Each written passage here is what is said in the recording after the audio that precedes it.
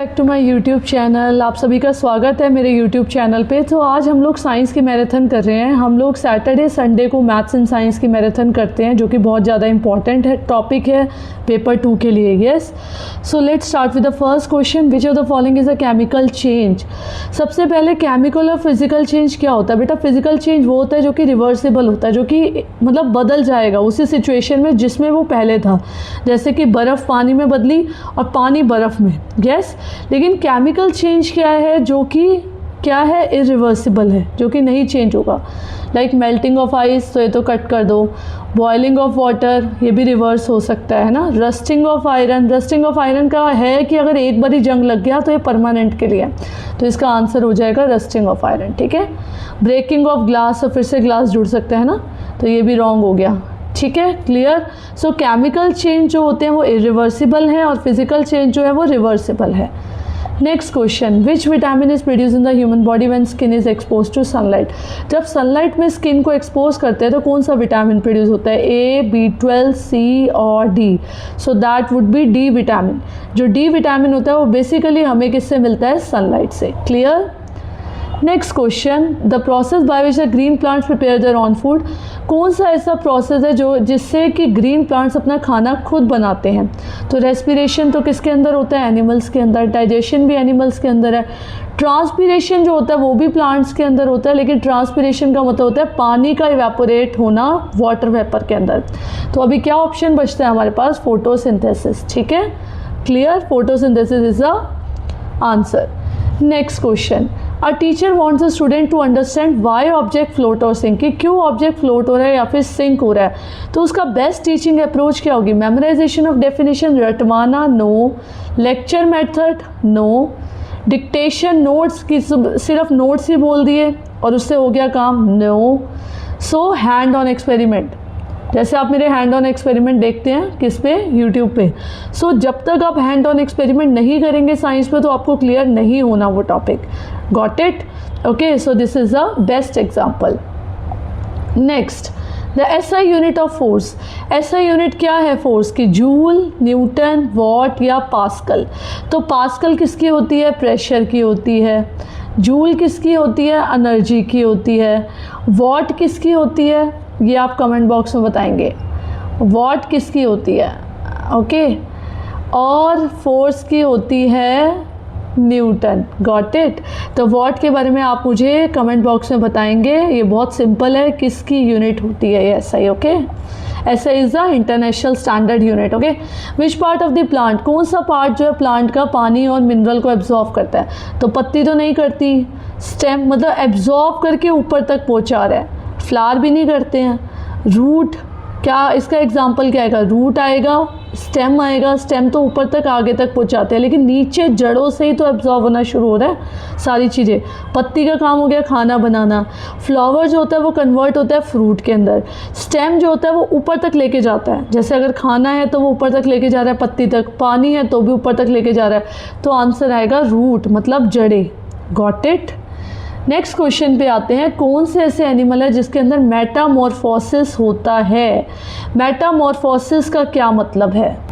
सो Metamorphosis का मतलब है कि बहुत सारे चेंजेस आना। यस, जब से मतलब बॉर्न हुआ है तभी से चेंजेस आ रहे हैं। सो जो इसके अंदर से कौन सा ऐसा एनिमल है जिसके अंदर मेटामॉर्फोसिस हो रहा है? जब बर्थ हुआ वो चेंज हो के। यस, तो काऊ के अंदर तो ऐसा नहीं होता, ना ही डॉग में होता है, ना ही फ्रॉग में होता है। फ्रॉग में होता है, सॉरी, ओके, और ना ही कैट में होता है। एंड फ्रॉग में पूरी एक साइकिल चलती है। इस वाली साइकिल को मैं नेक्स्ट क्लास में एक्सप्लेन करूँगी, मेटामॉर्फोसिस।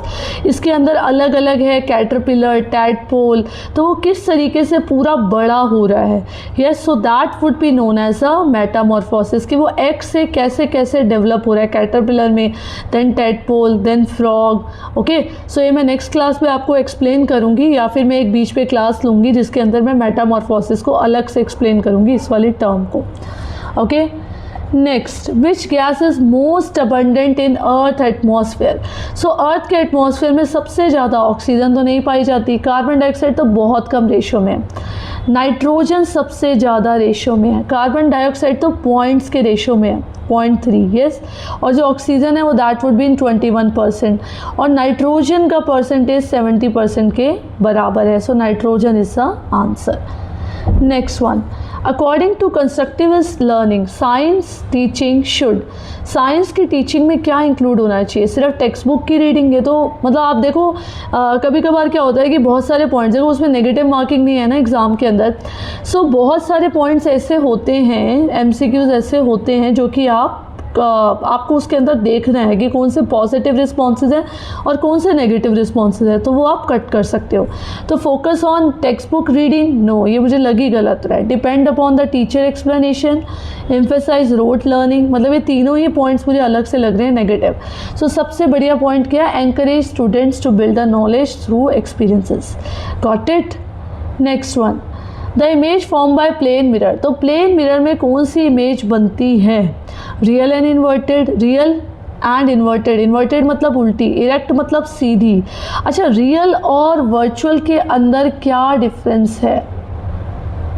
रियल एंड वर्चुअल के अंदर क्या डिफरेंस है? देखो, रियल इमेज जो होती है वो स्क्रीन के अंदर बनती है, स्क्रीन के ऊपर बनती है, और जो वर्चुअल इमेज होती है वो स्क्रीन के ऊपर नहीं बनती। रियल हमेशा इन्वर्टेड होगी और वर्चुअल जो होगी वो हमेशा इरेक्ट होगी। Got it? Okay, yes. तो इसके अंदर क्या आएगा? Virtual and erect. बिल्कुल सीधी होती है प्लेन मिरर में, आपको पता है अगर आप शीशे के आगे खड़े होगे तो सीधा, जितने आप डिस्टेंस पे हो उतना ही अंदर डिस्टेंस पे ऑब्जेक्ट दिखेगा, आप ऑब्जेक्ट हो सॉरी, और अंदर उतना ही डिस्टेंस पे आपको इमेज दिखेगी।